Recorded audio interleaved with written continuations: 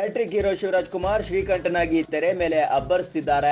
ಚಿತ್ರಕ್ಕೆ ಪ್ರೇಕ್ಷಕರಿಂದ ಜೈಕಾರ ಸಿಕ್ಕಿದೆ. Mass look ನಲ್ಲಿರೋ ಶ್ರೀಕಂಠನ ದರ್ಶನ ಪಡೆದು ಅಭಿಮಾನಿಗಳು ಪುನೀತರಾಗ್ತಿದ್ದಾರೆ. ಶ್ರೀಕಂಠನ ಆರ್ಭಟ ಎಷ್ಟಿದೆ ಅಂದ್ರೆ ಕಲೆಕ್ಷನ್ ನಲ್ಲಿ ಶ್ರೀಕಂಠ ಕಮಾಲ್ ಮಾಡ್ತಿದ್ದಾರೆ.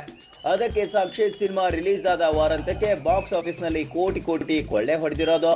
ಹೌದು, ರಾಜ್ಯಾದ್ಯಂತ 200ಕ್ಕೂ ಹೆಚ್ಚು ಚಿತ್ರಮಂದಿರಗಳಲ್ಲಿ ಅದ್ದೂರಿಯಾಗಿ ರಿಲೀಸ್ ಆದ ಶ್ರೀಕಂಠ ಸಿನಿಮಾ 3 ದಿನಗಳಲ್ಲಿ 7 ಕೋಟಿ ಕಲೆಕ್ಷನ್ ಮಾಡಿದೆ. ಈ ಚಿತ್ರದಲ್ಲಿ ಶಿವಣ್ಣ ಕಾಮನ್ ಮ್ಯಾನ್ ಪಾತ್ರದಲ್ಲಿ ಕಾಣಿಸಿಕೊಂಡಿದ್ದು, ಚಿತ್ರಕ್ಕೆ ಮಂಜು ಸ್ವರಾಜ್ ಆಕ್ಷನ್ ಕಟ್ ಹೇಳಿದ್ದಾರೆ. ಒಟ್ನಲ್ಲಿ ಈಗಾಗಲೇ ಶ್ರೀಕಂಠನ ನಿರ್ಮಾಪಕರು ಸೇಫ್ ಝೋನ್ ನಲ್ಲಿದ್ದಾರೆ.